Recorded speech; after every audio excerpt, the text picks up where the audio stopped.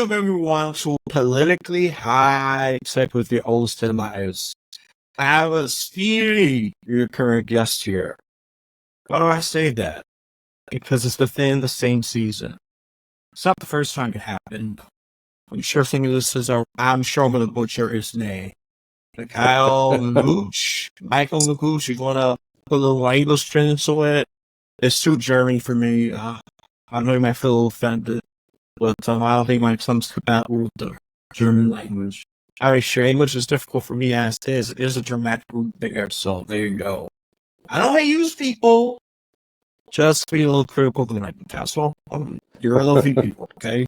You already washed out the Nazism, so that's well good enough for my just leave it at that. Before I derail this, which I tend to do sometimes, I have a great guest here, and let me go back to the dream space a little bit. Got to see his novel and politics. Don't start to here.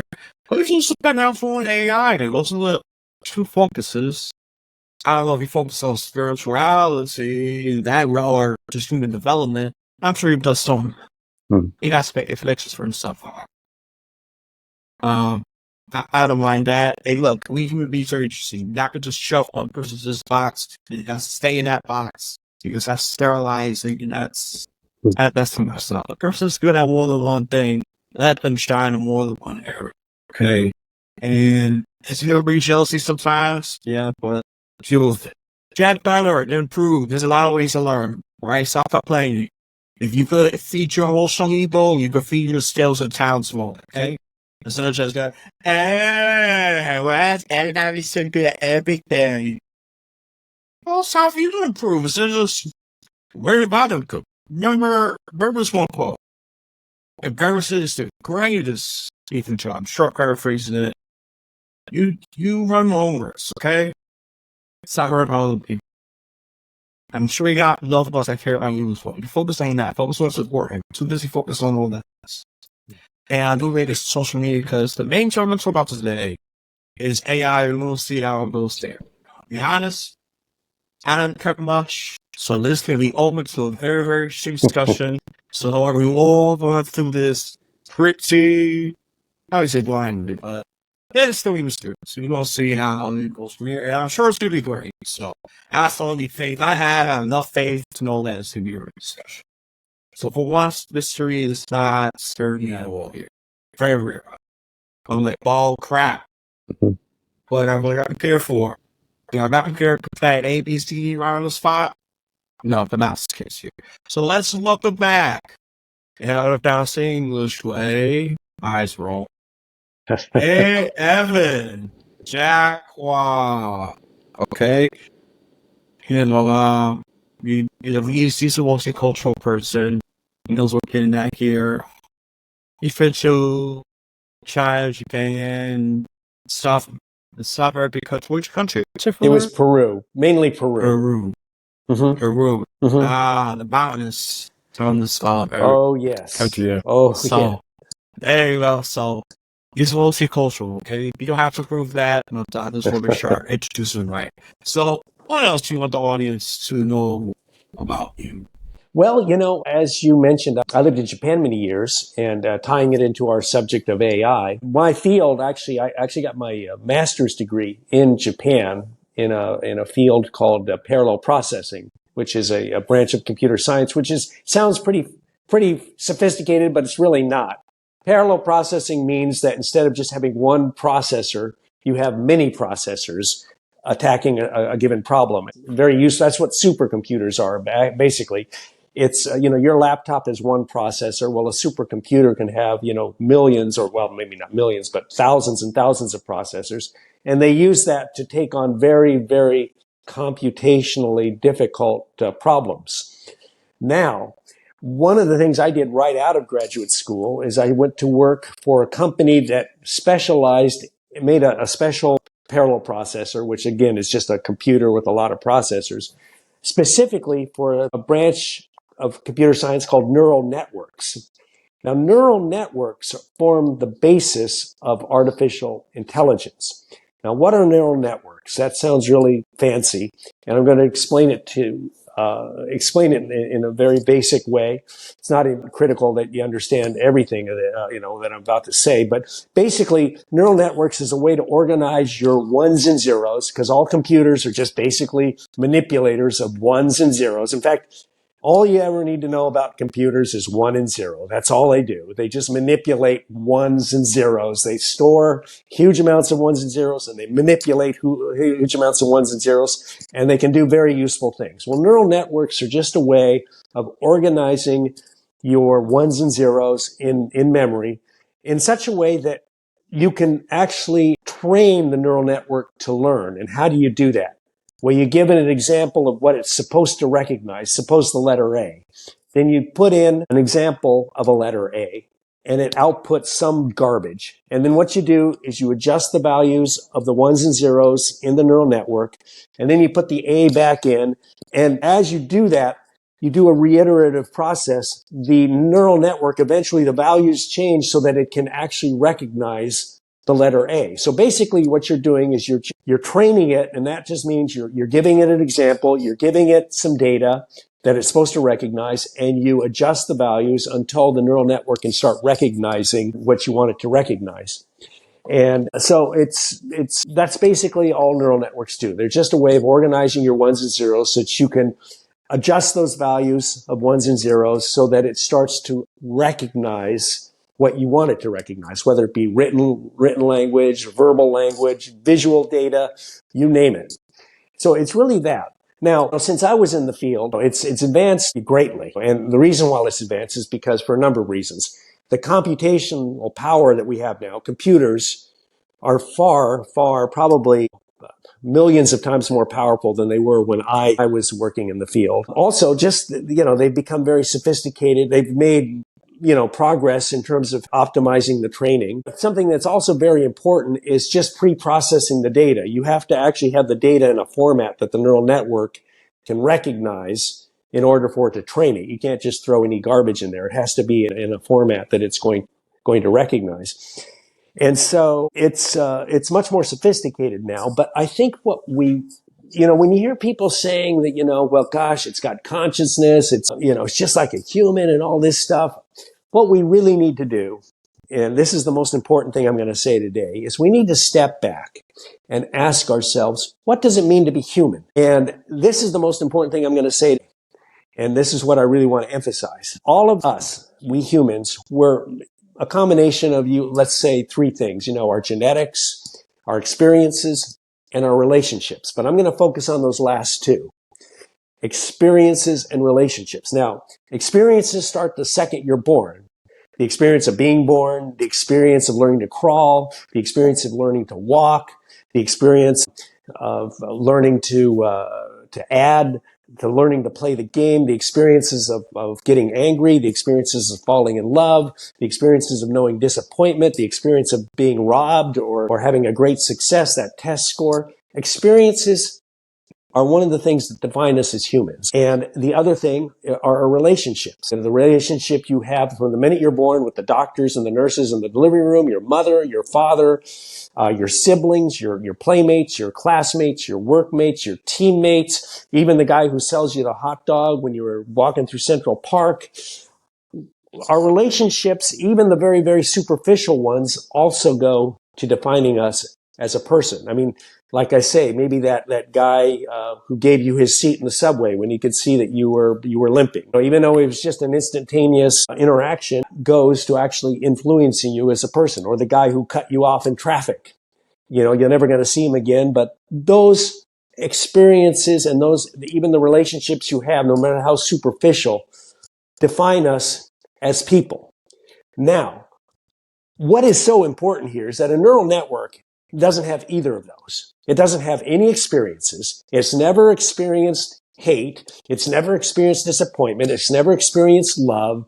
It's never experienced that feeling of, well, that guy charged me too much for the hot dog, or that guy was really nice. He lent me his cell phone when my battery died. It never is going to have any experiences like that. It's never going to have a relationship. It doesn't have any bonding with its mother or its father or its siblings. It's never going to experience anything like that. And so to compare a neural network to human is absolutely ridiculous. And I think that what we must keep in mind is that it comes down to this. From my point of view, and I know experts, PhDs and neural networks might disagree with me, but when it all comes down to it, neural network, artificial intelligence is basically just a fancy party trick with a lot of admittedly useful applications. But we should not ever think that this is something that is approaching what it's like, or anything that, has consciousness and it's going to replace us as humans. AI, just like any technology, can be used to supplement, to complement us, but it should never be used to replace us. It should never be used to make critical decisions involving lots of people. It can help, but it should not be relied on 100% because it doesn't have base of experiences and it doesn't have those bonds of relationships that help us as humans develop a sense of how to behave in certain situations. And so that's point number one. Now, point number two is that, yes, AI has a lot of very useful applications. But just like any technology has always been a double-edged sword because people can use it for good or people can use it for bad. Just like, let's look at nuclear power. It can be used for lots of good things like generating electricity, but it can also be used to create nuclear bombs. And AI also has the potential to be used for very good applications or very bad applications. And before I go off into that, let me just go ahead and see if there's anything you want to add or have any questions. This I guess I would say you brought a lot of good points. I mean, AI is not going to be like us, essentially, as you're saying. Well, love, relationships, or how to behave. Experiences. AI is just going to do various programs. It's going to do great photos. It's going to do great photos. Right. It's not going to learn how to flirt with a girl, for example, unless you make an app for that. Unless you make an AI application for that, which people have made already. Shocker. People weird like that. They certainly project out here to say, I was be honest. Like the whole, okay, you got AI girlfriend or boyfriend, and it starts saying romantic languages of all that, but it's only for that. If you want to act professional, well, you could create an awkward situation in your job, you might be fine. So these AI applications to this point, what we do is a multifaceted in our experiences. AIs, for the most part, are just specialists. They just do it at certain situations. Right. And that's that. And that's true. I think the only one I tried to gain sentient attempted, let's just say, it was one of Google's probably got shut down, but yeah, it got shut down pretty quickly. I think that's the only news you ever how AI is supposed to be getting sentient. I don't know how true that is because documentation to or it could be a fear tactic. I don't know. There was a lot of missing pieces to that article, but it's interesting less. So to your point, AI, for the most part, is just to compliment us. It's going to take the boring stuff we hate to. Like doing math, or, generating reports. We don't like to do that. We want to do more creative things. Okay, we want to do things that's going to involve the human element at I think, for the most part, AI is still take a long time. It's very good. Having pictures for AI experts in person and, of course, researchers podcasts.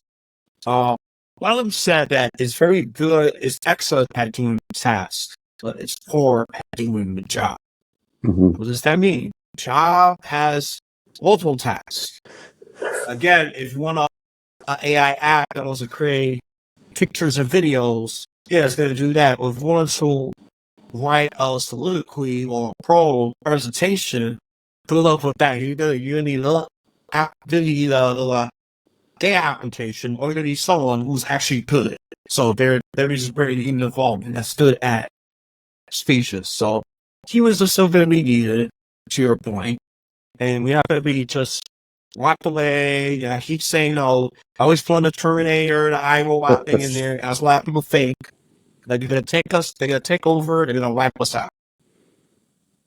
Look, I think those fears, for the most part, are probably 10% true. I do The investments generous percentage, I could give them 10%.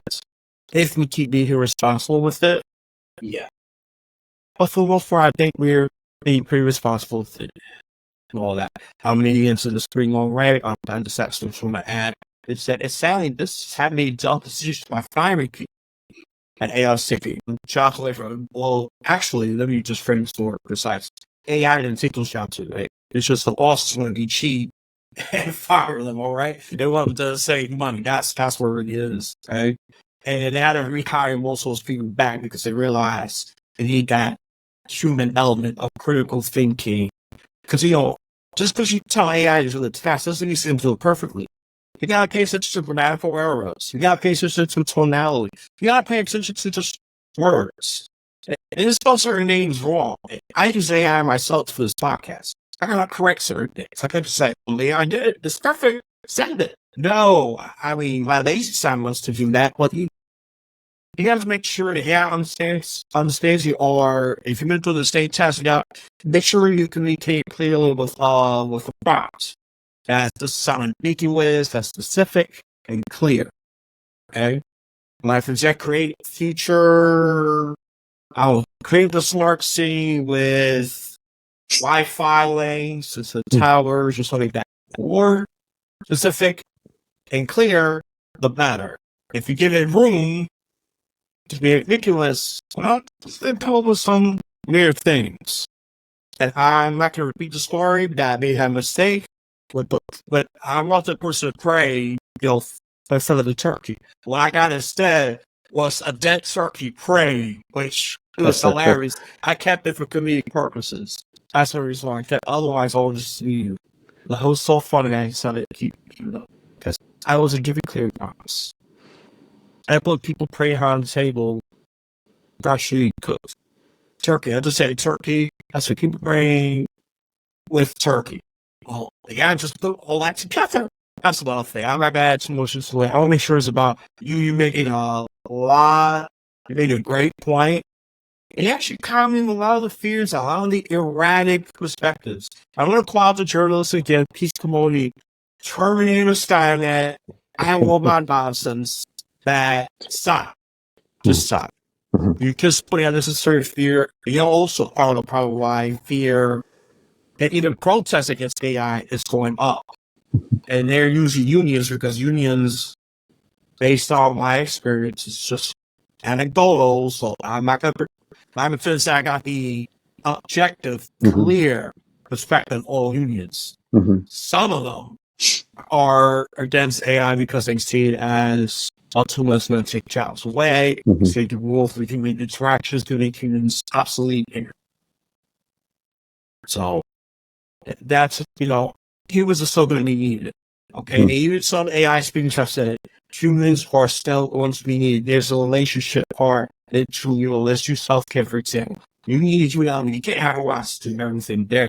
And you can do things like make sure you get the right prescriptions and the boring stuff. The boring stuff. Stop the screen. Let that be automated. Let AI take that part of the job. If we steal humanity to make them relevant to the households. Anything else you want to add? Well, I think that there are, a couple of things that I think are important here. Now, let's talk about art. Now, one of the things that we're talking about unions and, we're talking about Hollywood writers and actors and, art, again, is something that is a result of our experiences and our relationships. People write songs about their relationships, their experiences. People paint paintings. People write stories. And an AI program doesn't have any of that. So when AI creates art, all it's doing is taking what's already been created, maybe mixing it together and churning out some combination of what's already been created. But that is not art. Art has to be, it's the most essential of all human endeavors. And it comes again from our relationships and our experiences through life. And AI doesn't have that. So it's very important, I think, that, AI, it's kind of fun to see what an AI program will produce, but we should never confuse that with, that humans create. Comparing that to what humans can be. It's like comparing a player piano, an automated player piano, to a real piano player. I mean, yeah, maybe the mechanical piano can play the thing perfectly, but is it really communicate? Is it really playing in a way that gets that emotion across, that gets that pain and that joy across? It does not. It's just churning out a tune. And so I think that, when it comes to AI and art, we should make a very clear distinction between that. AI will never be a generator of art because it does not have the inspires art, which are experiences and relationships. So that's point number one. But then I was going to go on to some other applications of AI, but I don't want to go on without giving you a chance to comment on that. I'm not over. Well, I think art is I think a whole little piece of AI because, like you said, it has to come out of the human experience. Exactly. AI just cannot do it on its own unless we transfer it and train it. I mean, even if we do train it, if people just really paid attention, it's like, they look perfect, but is it really capturing the human experience of feelings, like you said, the joy or sadness, the anger, whatever that's engaging human emotion? Exactly. I mean, don't get me wrong, actually I art, but I could tell it's AI generated art because it's going by any. This is gonna sound weird. I have no other way to put it. You could correct me here. It's actually gathering data, established art styles, just slapped together, mixed up in that. Too concrete. It's very concrete, and some of it has its whole body stuff, put like little robotic designs into it. People have to experience. Some people love it, some people hate it. Trust me, they're not going to get the Academy Awards for art for not anytime soon. Well, it's artificial. It's artificial. Let's just say it. It's artificial art. It's not genuine human creativity driven art. And that's something that we really have to keep in mind. I think that, maybe the Hollywood producers, they think, we can save a lot of money getting rid of all these writers and, the people, the creators, and just have the AIs just basically churn out new versions, or what I should say, mixed up versions or blended together versions of what's already been created.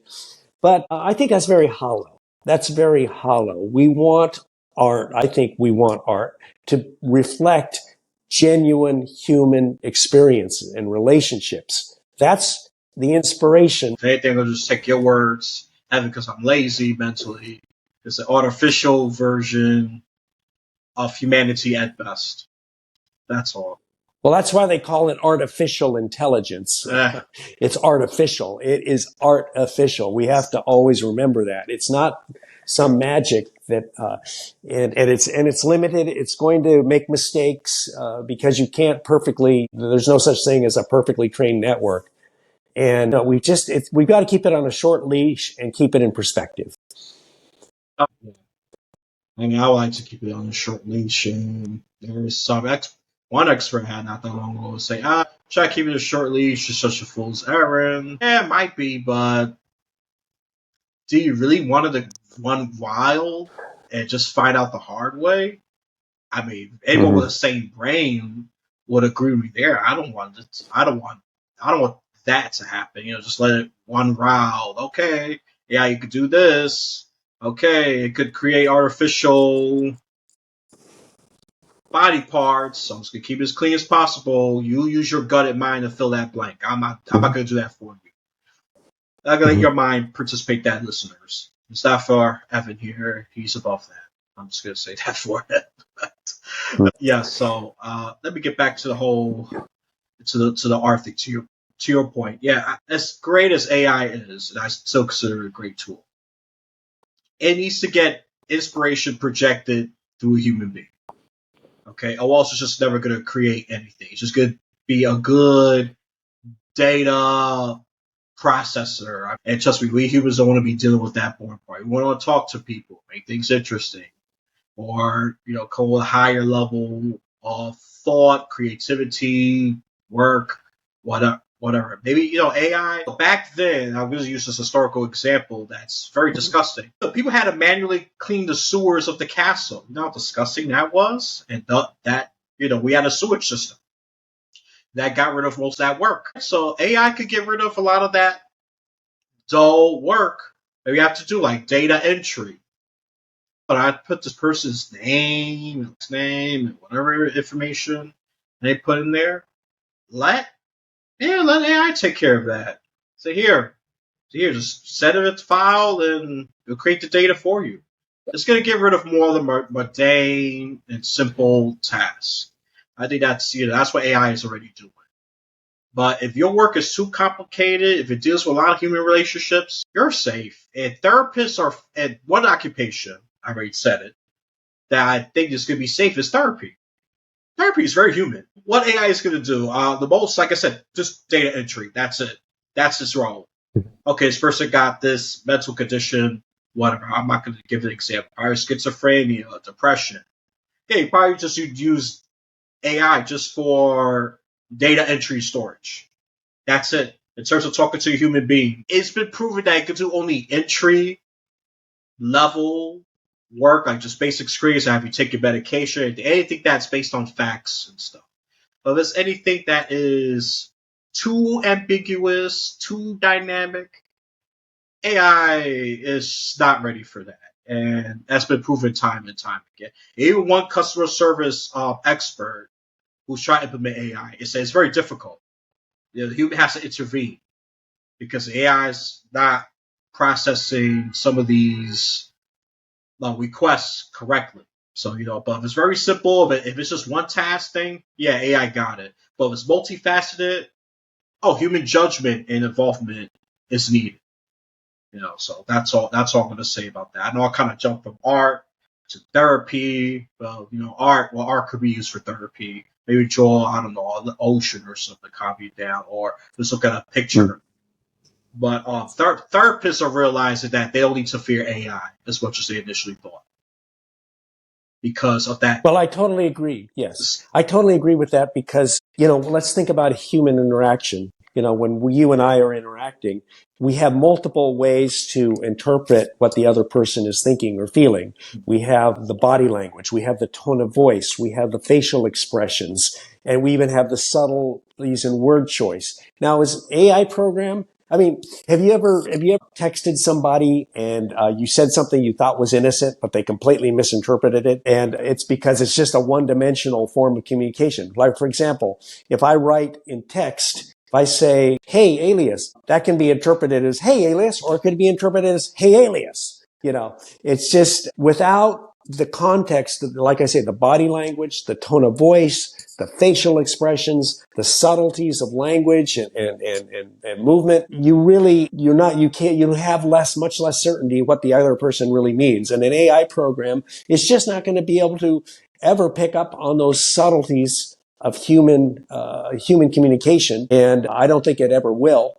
What are you going to do? You're going to put a camera, you're going to put, microphones, you're going to, I think it's the AI program is not a processor of environment. And that's what we humans are. We process information from our environment. And when we're interacting with somebody, that environment includes those very human things of facial expression, tone of voice, body language, subtleties in word choice, and all those sorts of things that we as humans, because we have that huge base of experiences, we have that huge history of relationships, we can better judge what the other person means to say, which is critical in therapy, as you're saying.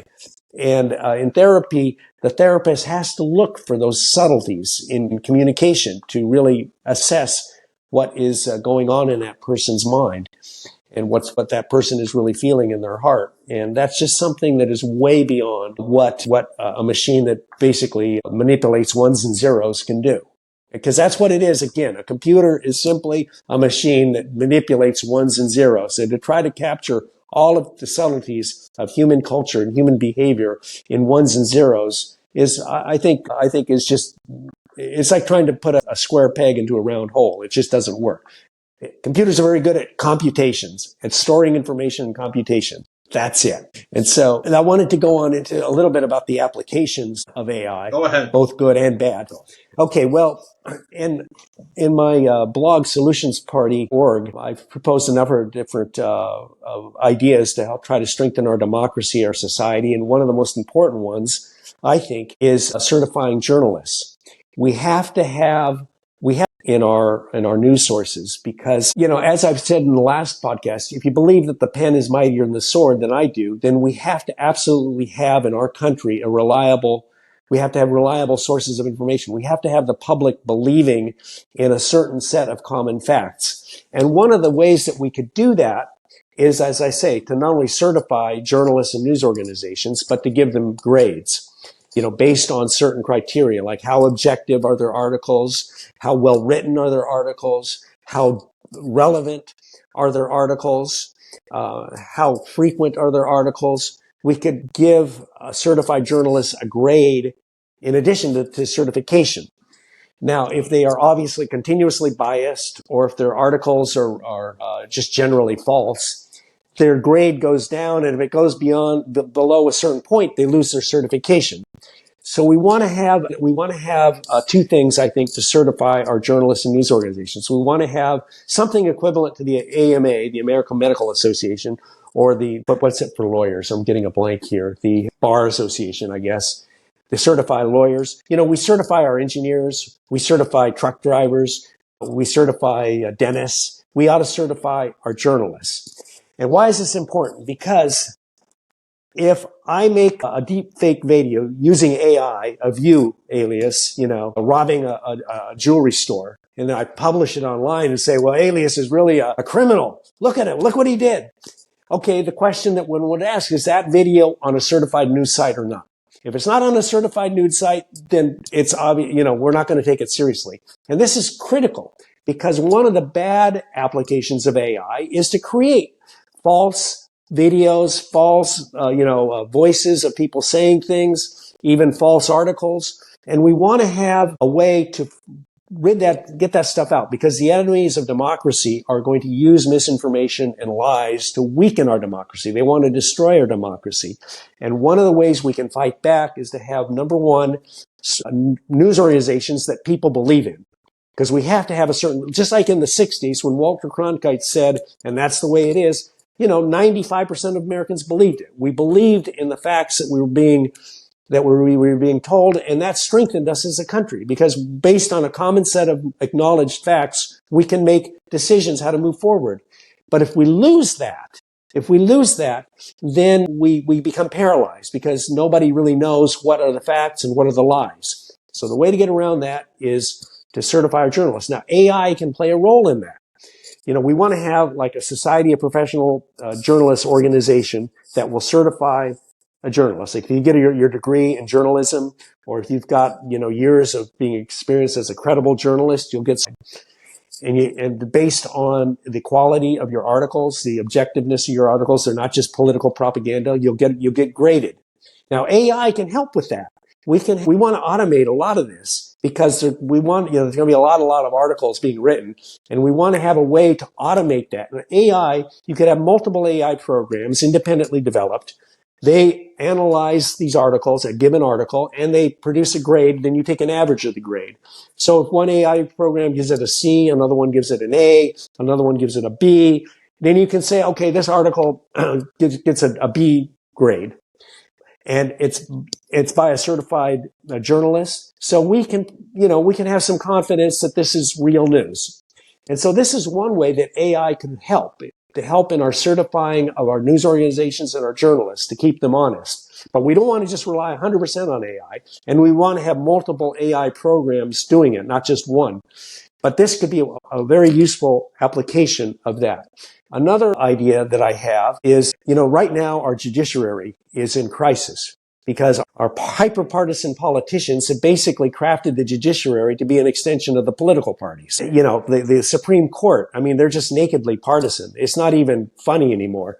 And we don't want that. We want to have a judiciary that people have confidence in is independent of politics, independent of political parties.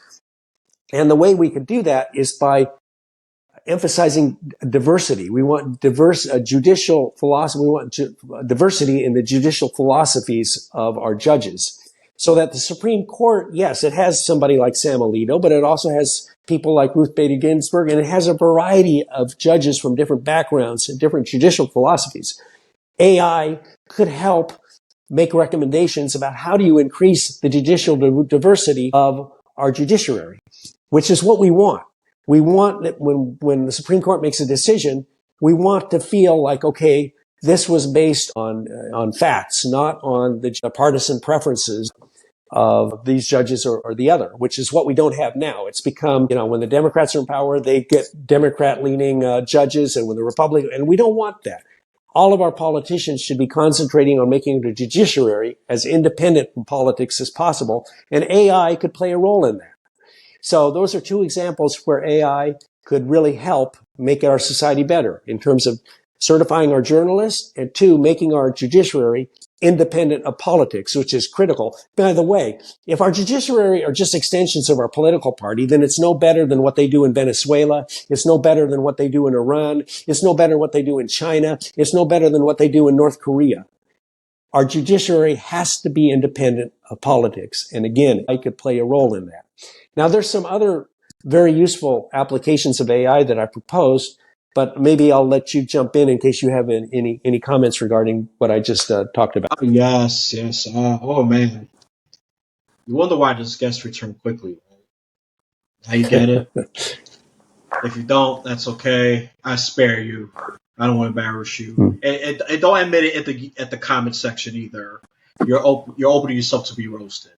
But anyways, let me just get back to the more serious ideas they put out.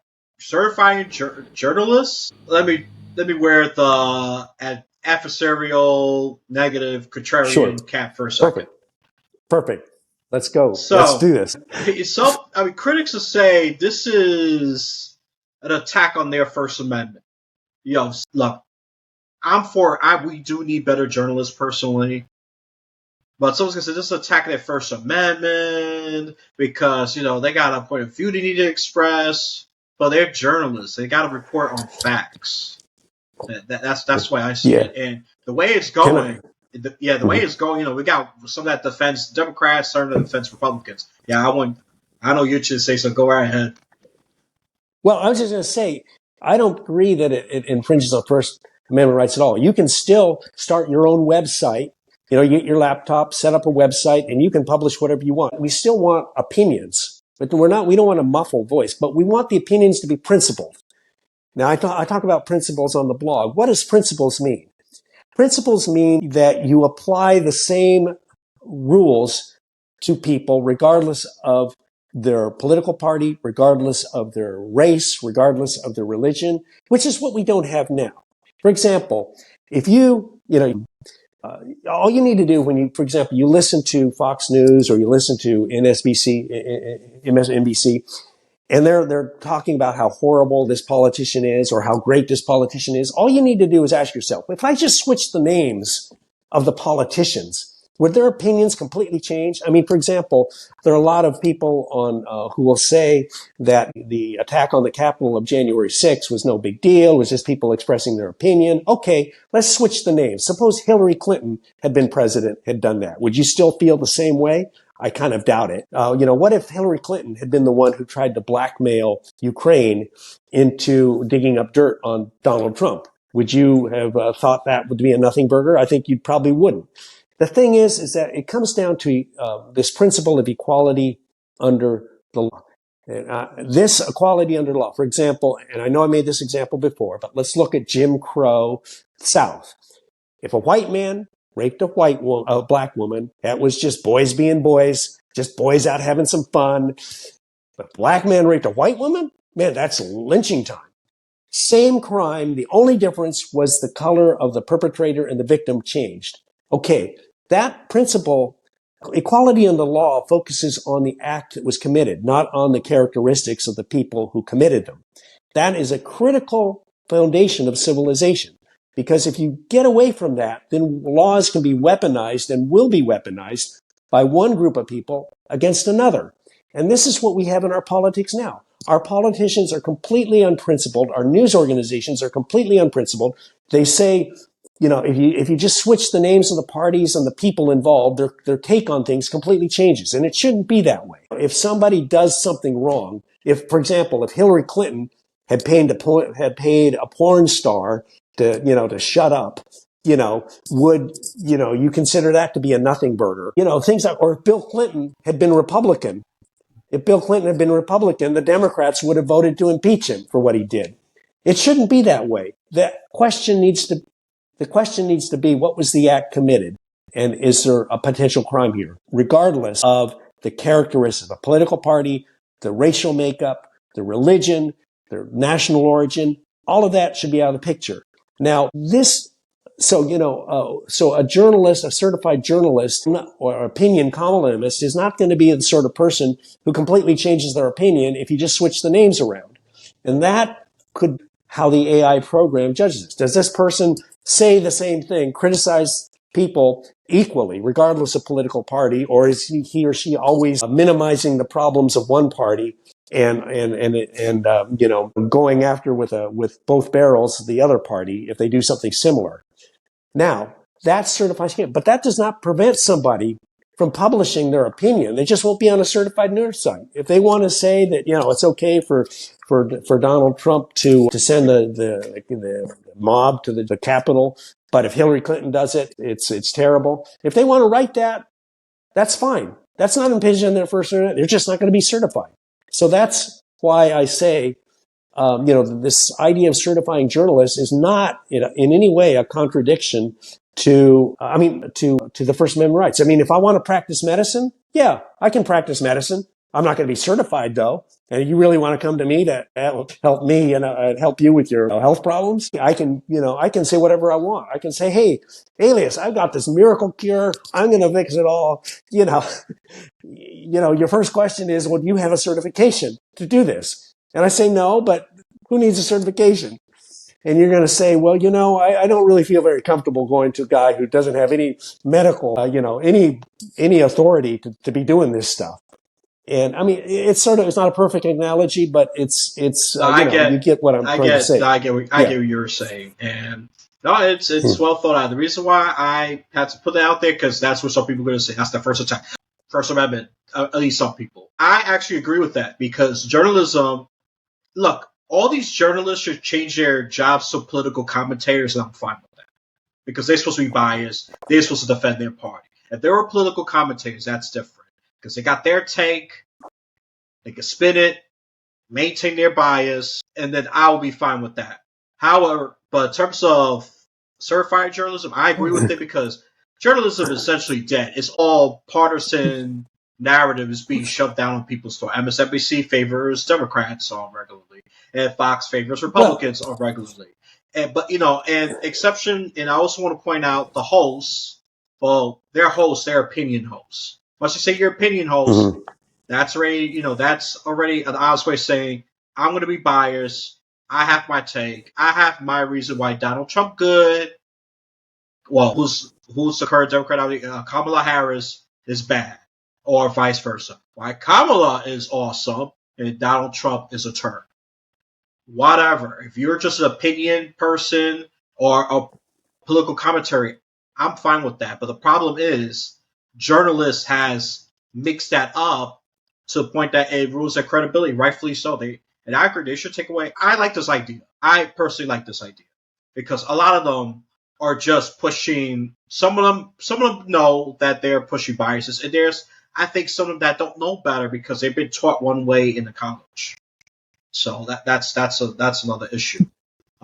Yeah, the thing is, you can have political opinions are great. We need political opinions, but they should be based on principles. Based on, you don't change your opinion if you just switch the names of people around. Right. You base your opinions on ideas and vision for the country. And regardless of, who's pushing those ideas. You see, we've got to get out of our politics and out of our journalism, by the way. Journalism in our country, unfortunately, because, the traditional news model has broken down because anybody can start a news site now. And so the traditional model of journalism has broken down. And so what ways that people make money now in journalism is by things like clickbait, putting things on there that they know are going to get a lot of clicks, but necessarily aren't factually accurate. They're making money by manipulating people's emotions rather than by giving facts that people need to know. And in fact, if you ask yourself this, which military commander is going to be more successful? The one who just hears what he wants to believe or the one who listens to what he needs to know? And unfortunately, in a democracy, the people are the commanders. And if the people are just hearing what they want to believe, what sort of democracy can you expect to have? We have to have a system where people are listening to what they need to know. We need to get the emotions and the lack of principle out of our journalism, out of our opinion columnists, have our opinion columnists base their opinions on ideas and vision, and have our journalists basing their articles on facts, not on making articles that are just going to get a lot of attention, whether or not they're accurate or not. So AI can play a role in this, and I think it should play a role. And just like I say, also for the judiciary, it can help us diversify our judiciary, which is what we want. We don't want our judiciary to be an extension of the political parties. So those are two. Then there's some others that I propose. Well, I want to talk about the more courts now, because that's why they get to touch on. I think it's a wonderful idea, have multiple philosophies, examine different court cases so people won't even feel left out, because just like you said, all these judges are an extension of the political party. They're not going to use those terms, but we all know, okay? Because exactly. we all know, like, Ketanji Jackson Brown is an extension of the Democrat Party. Sam Alito is an extension of the Republican Party. And you could put a lot of judges' names and put what the extension of, especially by the person, well, mostly the president, that puts them up for that nomination, okay? Most of the time, once you do that, you'll find out which political party they're really representing, which ideologies they're pushing, and which ones they are trying to suppress or debunk in their rulings and deliberations, whatever legal process they have to go through. So I actually agree. If they were to do this, I think vast majority of Americans could easily restore their faith and trust in these courts. So they say, okay, this was appointed by Obama. Okay, this was going to be pro-LGBTQ, pro-gun control, pro-abortion. Oh, this was appointed by Trump. Your abortion rights is threatened. The immigrants have to be sent back. Oh, this will allow you to carry a gun even while you're taking care of babies. So, a little hyperbolic. Yeah. Well, you get my point, listeners, that they're just pushing their agenda through the political orientation of whatever they believe, especially whoever appointed them. They can't just be appointed for the most part, because they do need the Senate confirmation as well. And this is for the federal level. The state or local governments got their own processes for that. But that problem is irrelevant to those lower level courts as well. Yeah. But actually, Ruth Bader Ginsburg and Anthony Scalia were approved by overwhelming majorities in the Senate. Now that's unheard of. Now it's 51-49. Yeah. And it's become ridiculous. And so that's why I think that we have to have, for one thing, we have to put term limits on judges, because right now these lifetime appointments make the Supreme Court and other federal courts, akin to nuclear weapons in the culture war. And we don't want that, and we want to have the judges, have term limits. They serve the time. And I think we also want to rotate the judges. They've been on the Supreme Court for a certain number of years, then we rotate them into the appeals court and vice versa. So that we don't, like the Ninth Circuit in San Francisco, which is always liberal, and the Fifth Circuit in Louisiana, I think it's the fifth, which is always conservative. We want to have the judges being rotated so that we get away from this group of judges always being the ones that Republicans turn to when they want a favorable decision. This group of judges going where the Democrats want. We don't want that. We want to have faith that the judges are coming to decisions irrespective of politics. And again, AI can play a role in that. We want to have a diversity. We don't want to have just a bunch of Ivy League graduates who belong to the Federalist Society packing the Supreme Court. We want to have people who've graduated from different universities, who've got different judicial philosophies, who are qualified, but who bring a variety. Because the American people are better served when the judges are debating amongst themselves. You don't want to have 6 clones of Clarence Thomas. You don't want to have 6 clones of Ruth Bader Ginsburg on the court. That's ridiculous. I wouldn't want that. Regardless of my political orientation, I want to have the Supreme Court and other courts, be ones that we can believe in, that are not, just towing the line of one political party or the other. So again, that's, I think, potentially useful application of AI to help us increase the diversity and the credibility of our judiciary, which is absolutely critical to strengthening our democracy. So those are a couple of good applications. I wanted to talk a little bit about the dark side of AI. Well, it's already over too, but I want to hear about the more bad side. If you have time, that's good. I could extend my time because I really want to hear your take on this. Okay, well, I'll be real brief. I will just say this. Just like any technology has always been a double-edged sword. It can be used for good or it can be used for bad. And the potential bad uses of AI are particularly frightening. And for example, what are they doing in China now? They're having all conversations, all emails, all texts monitored full time by AI programs that are looking for any hint of, an anti-communist party, communication. And this can really be used to implement something like in the book 1984 by George Orwell. And this is something we've got to be very, very careful of, where AI is being used for nefarious purposes, which very specifically, being used by the powerful to stay in power and to keep a stranglehold on power, a permanent stranglehold on power. We never want that.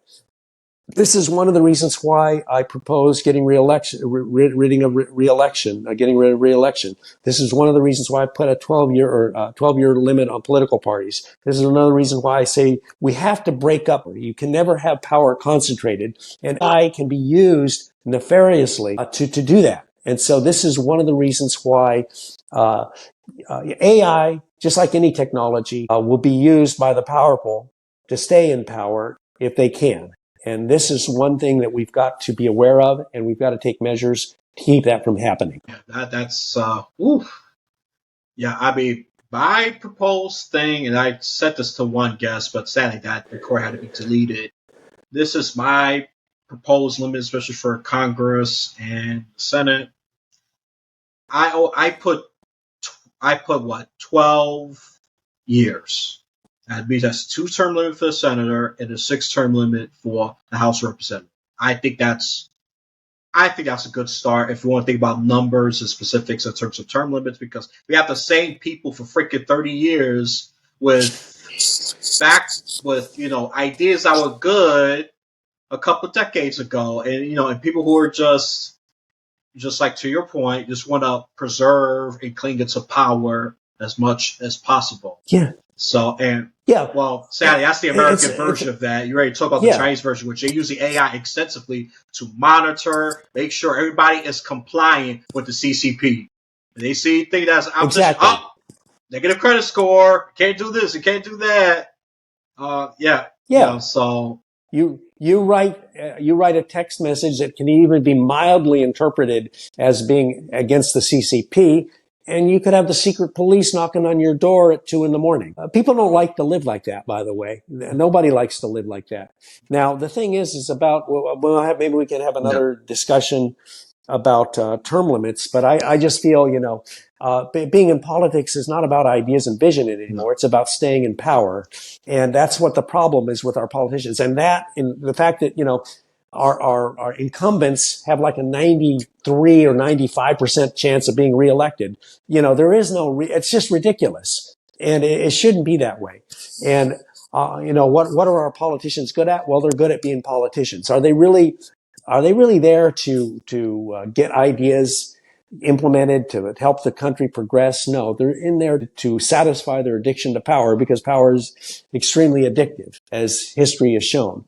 And that's why I think I propose extremely severe term limits, specifically one term. Because if you have more than one term, getting reelected inevitably becomes the priority. And that's not what our politicians, I believe, should be in the office for, to get reelected. They should be concentrating on ideas, on the vision, and on working for their constituents and on reaching compromise, because democracy is about compromise. It's not about my way or the highway. It's not about tribalism. It's about discussing ideas, taking the best ideas and moving forward. Yeah, and to your point with AI, yeah, AI could preserve power if it's being used for nefarious purposes, for sure. There's no denying that. Like, let's go back to deepfake. Me robbing a jewelry store. Let's use okay. Let's just say if Evan's right for a political party, right? There's gonna be an ad of him saying, "I'm just gonna give you a hint what that word is. It rhymes with hick, anti-Hispanic slur, so that he could lose a lot of votes in the heavily Hispanic district," which is a deep AI fake, but they will use that in political ads. Let's be honest. It's and Joe Biden's been a victim. Joe Biden has been already a mild victim of that. It wasn't for a Trump campaign, but or maybe it is. I don't know. But the thing is, they're going to be people who believe it. No. Either because they just simply believe it, or because they want to believe it. People will believe what they want to believe. If people want to believe that purple leprechauns from Mars are running the world, they're going to believe it. Yeah, they can believe. I don't know. Gray pigs could swim. Whatever. Exactly. Like if I see we can't be responsible for every single person's stupidity. Let's just be honest. This is going to happen. Yeah, but the thing is that if they're seeing this stuff on a non-certified news site or not non-certified, something that's not a non-certified news site or some website somewhere, I mean, the first question is okay, is this real or not? If it's not on a certified news site, then you should ignore it. Simple as that. I mean, if you want to use it for your comedy piece, go right ahead. Be creative with it. But in terms of accepting it as real news, well, that's a problem. And you're just part of the misinformation agents who's just spreading nonsense and getting more people confused. Right. And I hate to say it like that, but some people do not have that media literacy, even critical thinking, just to decipher what's real, what's fake. And if we let AI run wild, that's going to get even more difficult to the point that even highly intelligent people is going to fall for it, and skeptical people. So, yeah, that's all I'm going to say about that. As much as me and Evan could talk for hours on this, we both got to go. But he will return at some point.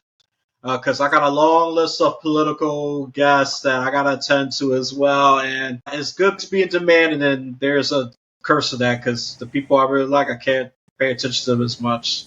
Just being transparent here. We're going to definitely talk again.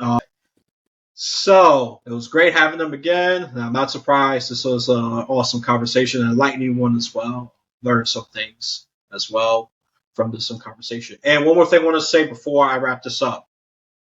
This is the second episode. So the first one, I'm going to put in a link for YouTube. I'm going to put the card up. Check episode 217, where Evan goes very political, attacking both parties. The way I'm going to word it is partisan power versus strong solutions. Partisan power versus strong solutions. That's the best way to summarize it. Exactly. Because trust me, him is not going to regurgitate that. We don't got that kind of time. Go to episode 217. It's going to be a link in the description. And for YouTube only, it's going to be a card on the top right hand corner. Okay? So that's all I'm going to say about that. So before I say that, like, subscribe if you enjoyed this. You made it to the end. Congratulations. You survived. Your brain can't compete against AI and computation and intelligence. And of course, the one that's rigged on behalf of the human being, your experience, your creativity. You beat the AI on that. So it's rigged for human benefit right there. So just like, subscribe, share this with someone who you think could benefit from this, okay? And donate one time if you want, and then if you want to be recurring, there's an option for that as well. So from whenever you're listening to this podcast, you have a blessed day, afternoon, or